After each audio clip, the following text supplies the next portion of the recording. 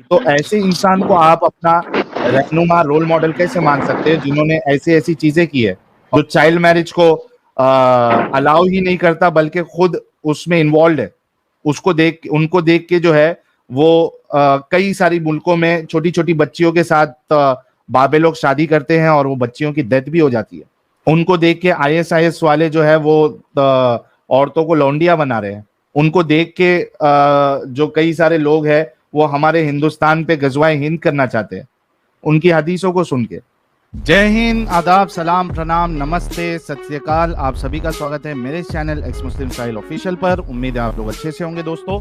और जितने लोगों को चैनल नजर नहीं आ रहा है तो भाई एक छोटा सा सेटिंग आपने करना है।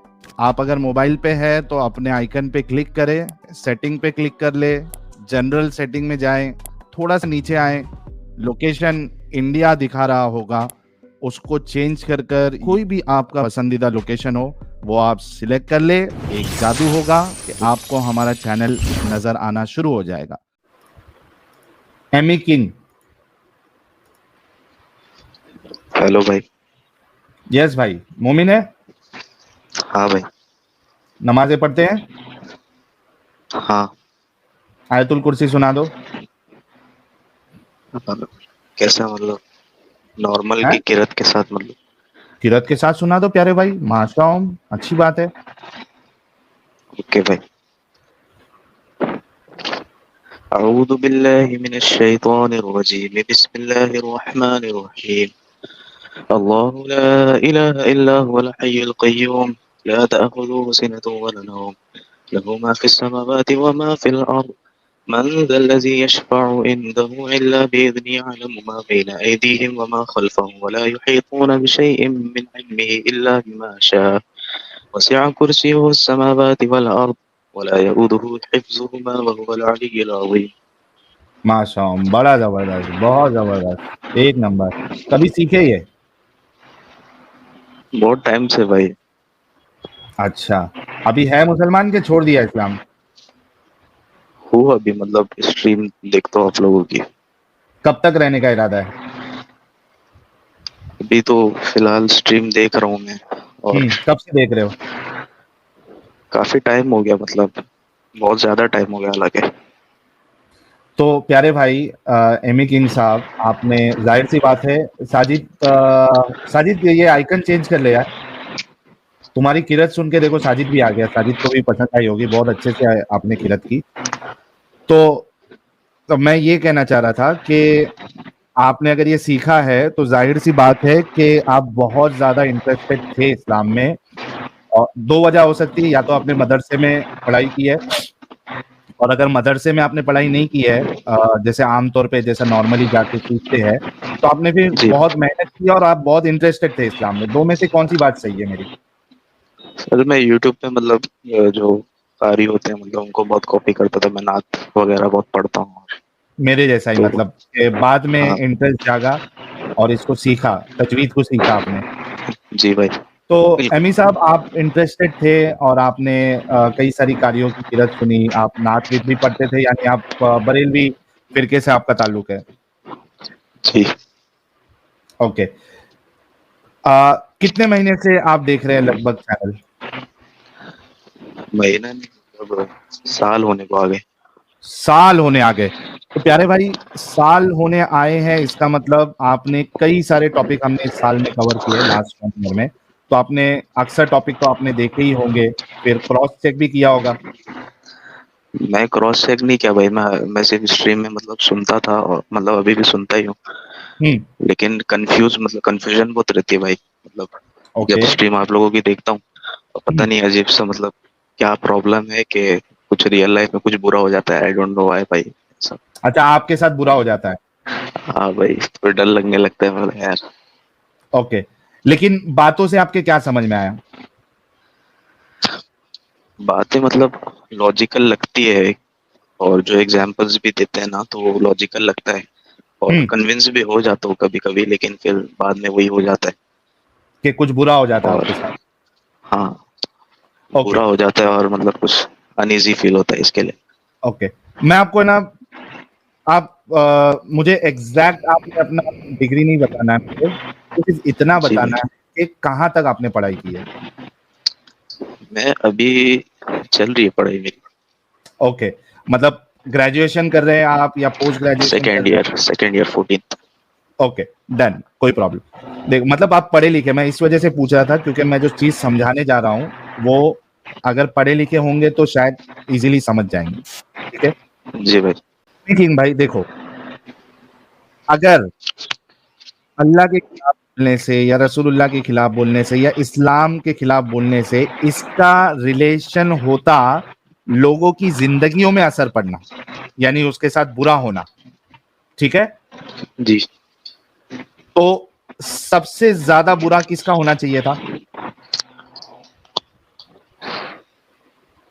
मतलब यानी इसका डायरेक्ट रिलेशन हमारी जिंदगियों में है कि आपकी जिंदगी में सब उल्टा होने लग जाता है, नुकसान होने लग जाता है, तो सबसे बड़ा जो इसका इफेक्ट है वो किस पे होना चाहिए था? मुझ पर। हाँ, मुझ पर। नहीं, आप तो सिर्फ सुन रहे हैं ना।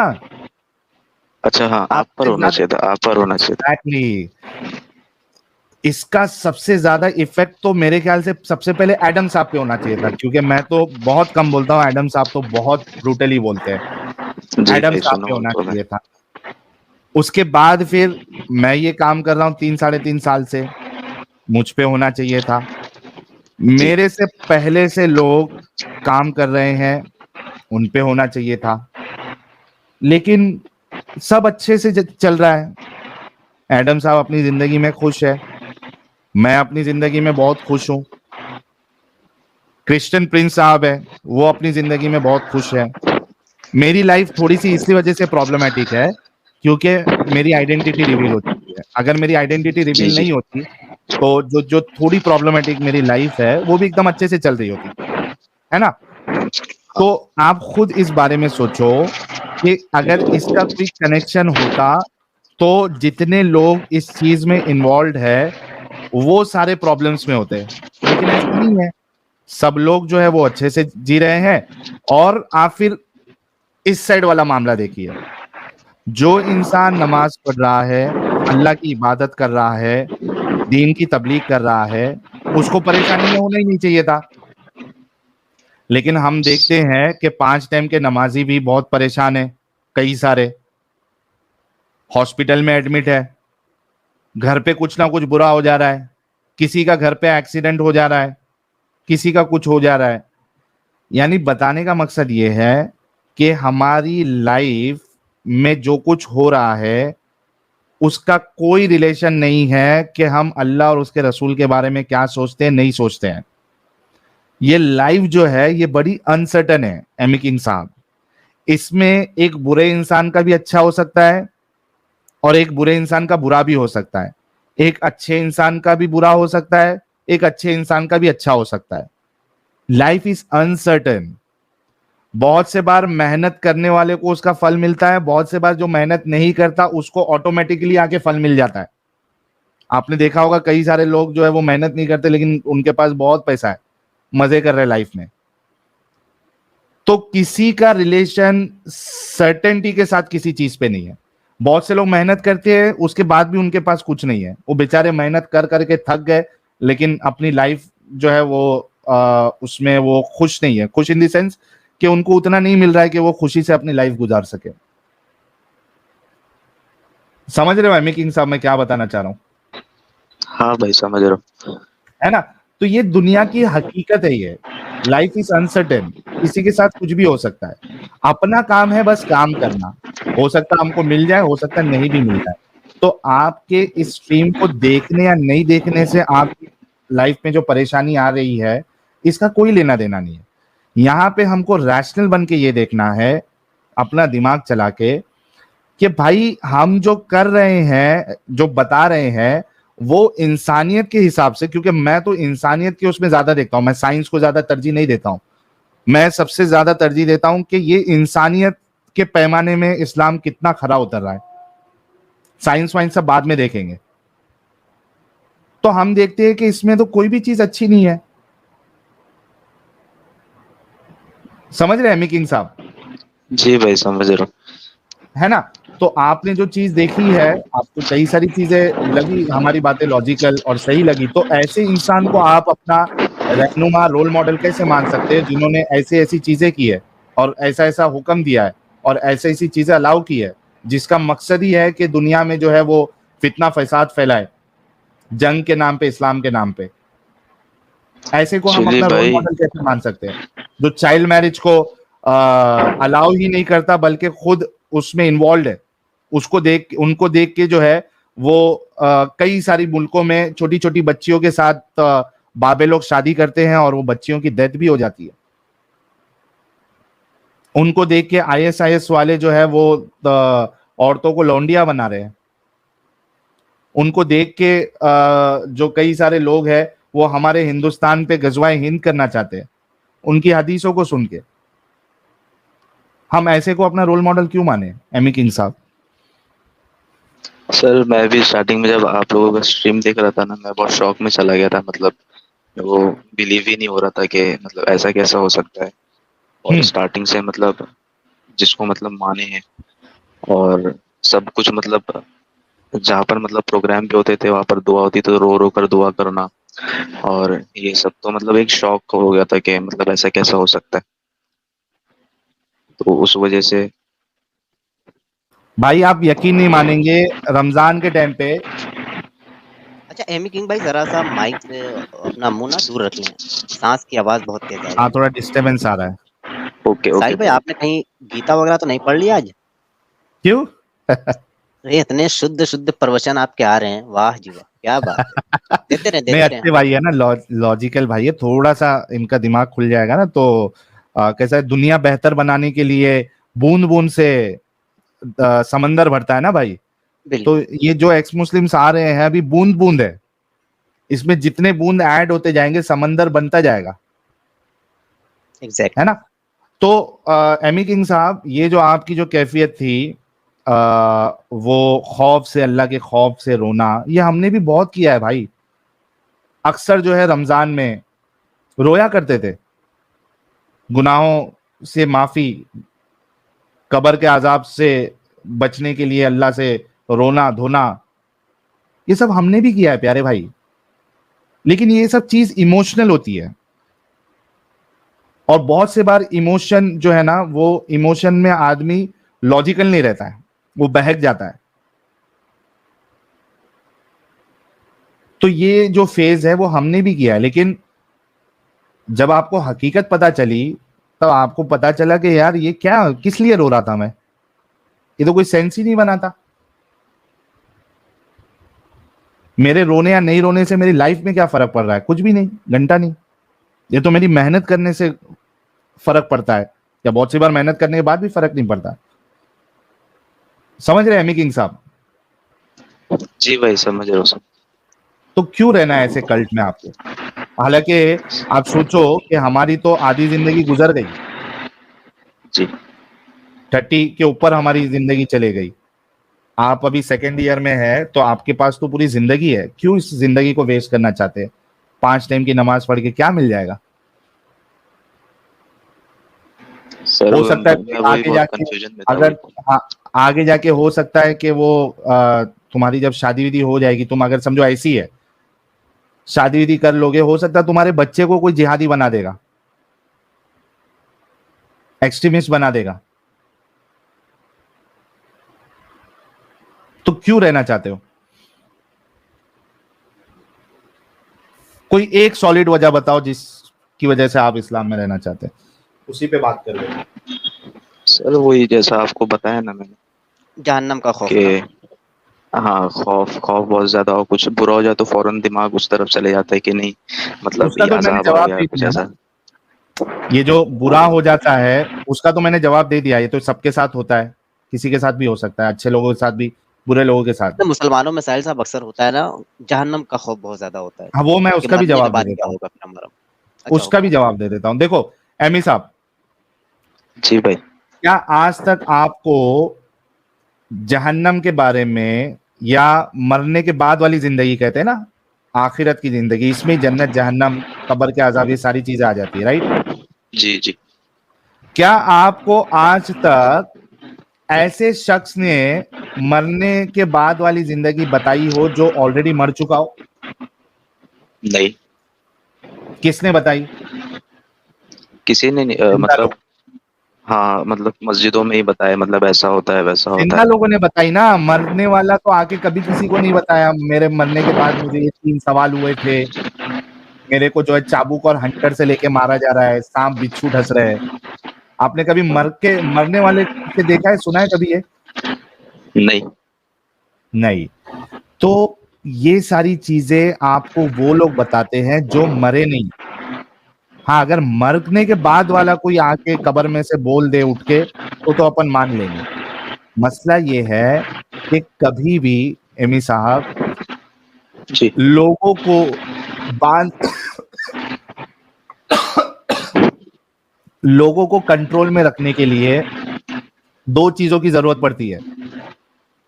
एक डर और दूसरा है लालच। और इस्लाम जी। ने ये 2 चीज का सहारा बड़े जबरदस्त तरीके से लिया है। नमाज पढ़ोगे तो आपको ये चीजें मिलेगी, जन्नत मिलेगी, उसमें हूरें मिलेगी, शराब की नहर और वो दूध की नदियां, शहद की नहर। अगर नमाज नहीं पढ़ोगे तो इतने इतने साल तक तुमको चाबुक पड़ेंगे, जलाया जाएगा। आप समझ रहे? जी लालच भाई। और डर दोनों। जिहाद में मारे जाओगे, सीधा जन्नत, वहां पे परिंदे बन के उड़ोगे एज ऑफ नाउ, और उसके बाद फिर आपको हूरें मिलेंगी। लालच। नहीं जाओगे, मुनाफिक मरोगे, और मुनाफिक को जो है वो एकदम नीचे जलाया जाएगा। डर। तो 2 चीज का सहारा लिया गया है प्यारे भाई। हकीकत इसकी कुछ नहीं है, इसको साबित कोई नहीं कर सकता। जी अमी साहब। मैं बीच में मतलब भाई अब ऐसा डिक्लेयर भी कर दे कि हाँ ये सब चीज से मैं छोड़ो, फिर बहुत ऐसा डीप थॉट में चला जाता था कि नहीं यार, मतलब क्या होगा, क्या कैसा रहेगा, ये सब हम बारे है में ना मतलब भाई बहुत आप सोचने लोगों के लगा। लिए। आपको कभी ऐसी फीलिंग आई, मेरा व्हाट्सएप नंबर है, आप हम ख्यालात लोगों से आप बात कर सकते हैं। नॉन मोमिन स्ट्रीम जुड़ी है, वहां पे बात करिए। लेकिन मतलब ये अभी वो ख्यालात फेज जो में हूँ कि साबित नहीं किया जा सकता है एमी साहब, उसके लिए हम अभी की जो एक जिंदगी मिली है उसको क्यों हमको बर्बाद करना है?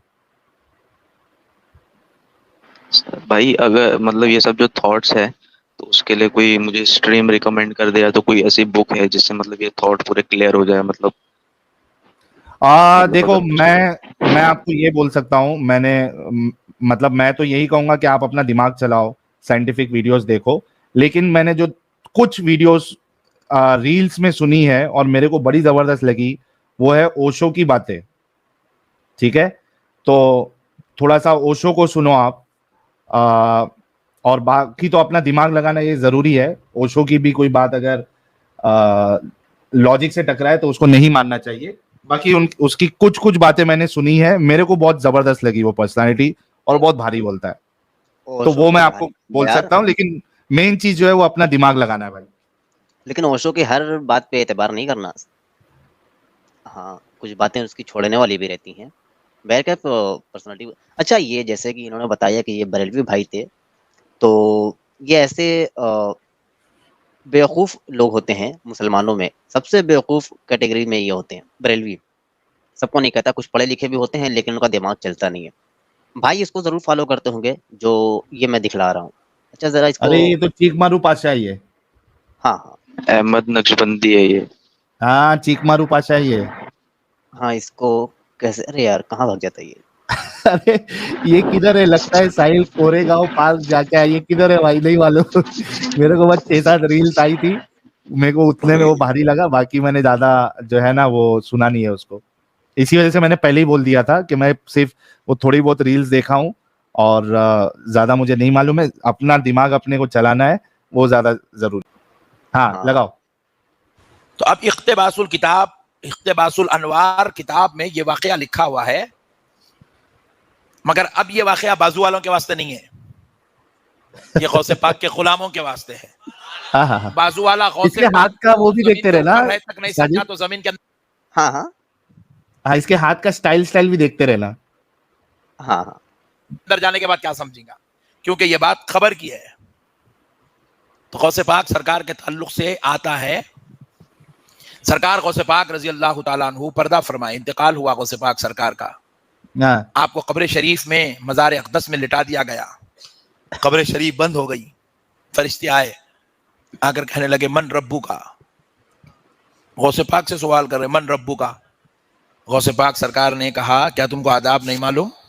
हाँ, हाँ, हाँ, हाँ, हाँ, वाह! हाय, हाय, हाय, हाय। अच्छा ये बता कौन रहा है? ये फिर कब्र में सवाल हो रहा है, फरिश्ते आ रहे हैं। बता कौन हाँ। रहा है बात? पता नहीं, इसको अलग मतलब से बताइए। एमी साहब आपको ये बताया जा रहा है कि किस तरीके से ये लोग बेवकूफ बनाते हैं। हाँ। जी भाई। अच्छा इसमें लोग उसपे नारा लगाने वाले भी हैं, उसपे पैसा भी लुटाएंगे इनकी बातों पे। इतने हाँ। जाहिल लोग। के बात करने से पहले सलाम किया करो।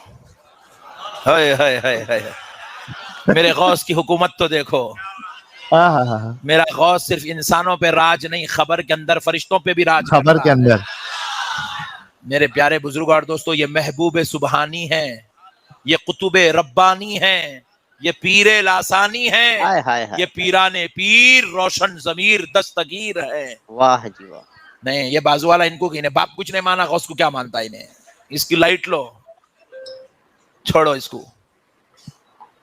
तो मेरे गौसे पाक सरकार फरिश्तों से कहने लगे बात करने से पहले सलाम किया करो, हाँ, हाँ, हाँ। अदाब नहीं मालूम? तो फरिश्ते अदब से खड़े होकर जैसे इनको आके जो भी लिखा है, जो लिखा है जिसने किताब में, जैसे कि वो गौसे पाक जो है वो कब्र में से उसको लाइव अपडेट दे रहे थे। हाँ भाई देख मेरे साथ ये हो रहा है, अब ये पूछने आया सवाल, मैं इसको ये जवाब दे रहा हूँ, लिख ले, फिर बाद में आने वाले लोगों को बता देना कि मेरे साथ ऐसा ऐसा हुआ। जैसे कि मूसा ने थप्पड़ मारा था जब मलकुल हाँ। मौत आए रूह निकालने के लिए, यमराज जी, तो मूसा ने एक थप्पड़ मारा और मलकुल मौत की यमराज जी की आंख छटक गई। वाह जी वाह वाह। इससे पता ये भी चलता है कि जो फरिश्ते होते हैं वो नूरी नहीं होते, वो फिजिकल होते हैं। अब्दुल कादिर आप पर सलाम हो। तो आपने सलाम का जवाब दिया। जवाब देते ही फिर फरिश्ते पूछे मन रब्बू का। तो गौसे पाक ने कहा पहले मेरे सवाल का जवाब दो, फिर मैं तुम्हें तुम्हारे सवाल का जवाब देता हूं। बोले अब्दुल कादिर आपके क्या सवाल हैं?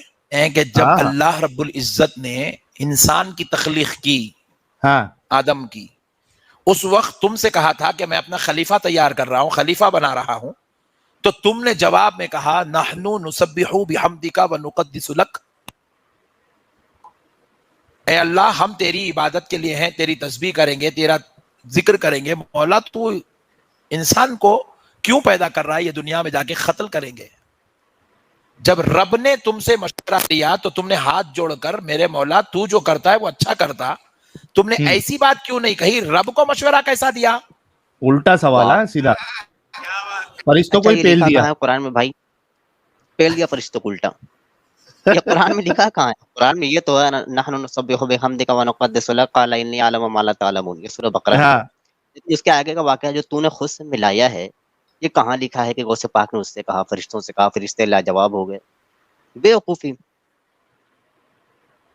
हाँ, नहीं ये वो बता रहा है मेरे रब को तुमने कि वो जब अल्लाह ने कहा ना कि मैं आदम को बनाऊंगा, खलीफा बनाऊंगा, तो फरिश्ते कहते हैं कि अल्लाह तू ऐसे को बनाएगा जो जमीन पे फसाद करेंगे, खूनरेजी करेंगे। कुरान में आता है ना ये वाकया। तो ये उस पे कह रहा है कि ये सवाल जो है वो गौसे पाक ने फरिश्तों पे थोप दिया कि तुम लोग वहां पे चुपचाप माने क्यों, अल्लाह से उल्टा सवाल क्यों किए।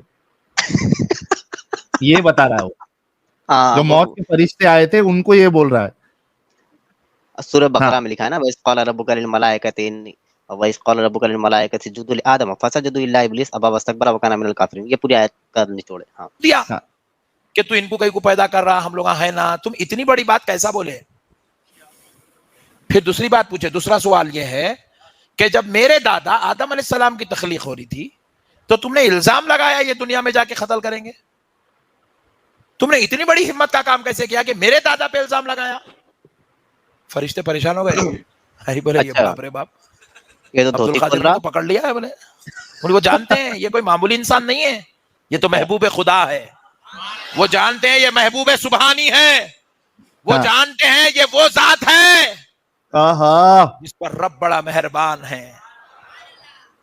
सरकार गौसे पाक रजी अल्लाह तआला अन्हु ने फरिश्तों से कहा, तो फरिश्ते अर्ज करने लगे, ए अब्दुल कादिर, जब ये वाकया हुआ था आदम अलैहिस्सलाम का, जब अल्लाह ने पूछा, जब हमने जवाब दिया, हम दोनों थोड़ी थे, हाँ वहां तो पूरे फरिश्ते थे, हाँ आप सबसे पूछो। ठीक है। हम्म। तो बोले जाओ सबको जमा करो, मैं पूछने आ रहा हूं। बोले अरे बाप रे, अरे सारे बाप फरिश्तों रे। को उन्होंने जमा किया अच्छा और गौसे पाक की रूह मुबारक आसमानों में सैर करने लगी। ठीक है। हाँ, फिर और जाकर सब फरिश्ते अर्ज करने लगे, ए अल्लाह, अब्दुल कादिर ने पकड़ लिया है। हाँ फिर वो हमसे सवाल करने लगे हैं। हाँ तो रब ने फरमाया, जब अब्दुल कादिर पूछता है तो मेरे फरिश्तों जवाब दो। हाँ, वरना तुम्ही को फेल दूंगा। अब्दुल कादिर पूछ रहा है तो जवाब दो। फरिश्ते परेशान हो गए, सरकार गौसे पाक की रूह पहुंची, हाँ गौसे पाक पूछने लगे, तो फरिश्ते आजिज आ गए, सवाल का जवाब नहीं दे सके, तो कहने लगे, ए अल्लाह, अरे बाप हाँ, अब्दुल कादिर के इन सवालों से बचा ले। रे, हाय हाय हाय। मारू। और रब फरमाता है, अब्दुल कादिर, इनको छोड़ दो। वाह वाह। अब- चले, ये बेवकूफी भरी बातें तो इसको नीचे कर देते हैं, वरना इसकी भरी पड़ी रहेंगी। तो ऐसी क्या बता सकते हैं आप? जी एमी साहब, देखिए इस तरीके से बेवकूफ बनाया जाता है। इन बातों को आप भी फॉलो करते थे एमी साहब? जी भाई। सुनकर सुभान अल्लाह कहते थे? ऐसी ऐसी बातों को सुनकर सुभान अल्लाह कहते थे, नारे लगाते थे? हाँ हाँ हाँ, नारे अच्छा, तो तो अभी हमारे सच लिए मानते लगते थे खैर। अच्छा, तो अभी इसको जो इन्होंने बताया, अभी इसको सच मानते हैं? माइक सच को नहीं ना मतलब, जरा सा अपने मुंह से माइक को जरा दूर कर दीजिए, बहुत ना शोर आ रहा है। नहीं दूर करो तो मतलब मुझे ऐसा लग रहा है कि आवाज नहीं जा रही होगी। नहीं अभी ठीक है, अभी ठीक है, अभी बोलो आप।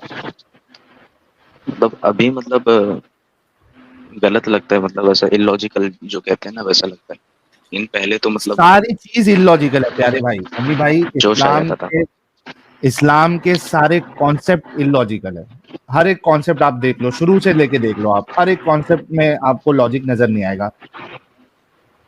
आप सोचो कि इस्लाम जो कॉन्सेप्ट देता है टेस्ट का, क्या लॉजिक है इसमें? क्यों टेस्ट लेना था इंसानों का अल्लाह को?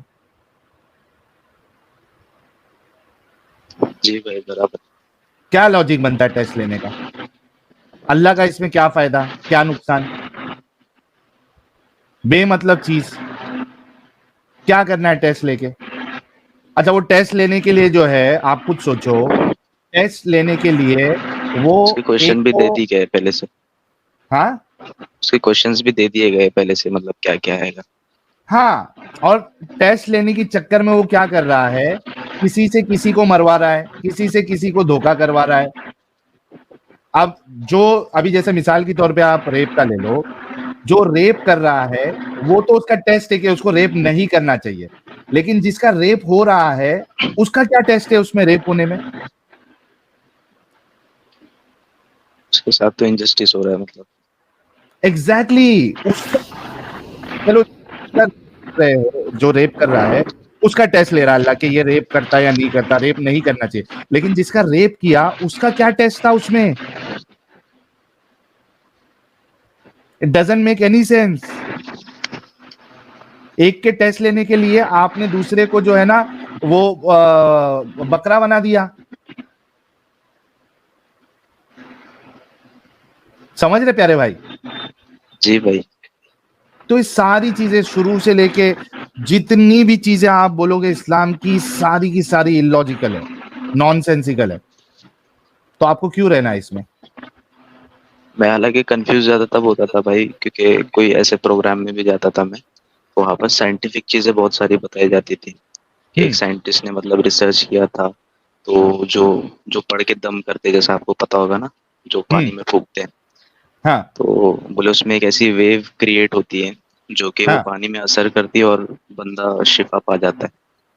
अच्छा एक बात बताओ मुझे प्यारे भाई, अगर पानी में फूकने से कुछ एक वेव क्रिएट होती है और शिफा मिल जाता है, तो हॉस्पिटल की तो फिर जरूरत ही नहीं पड़ना चाहिए। हाँ सही बात है। वो सारे लोग जो है पानी पी पी के ही जो है फूके, वो पानी पियो और मामला खत्म।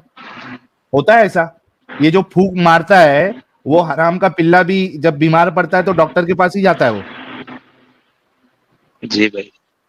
उसको भी समझ में आता है यहाँ फूक काम नहीं करेगी, यहाँ पे पहले डॉक्टर के पास जाना पड़ेगा।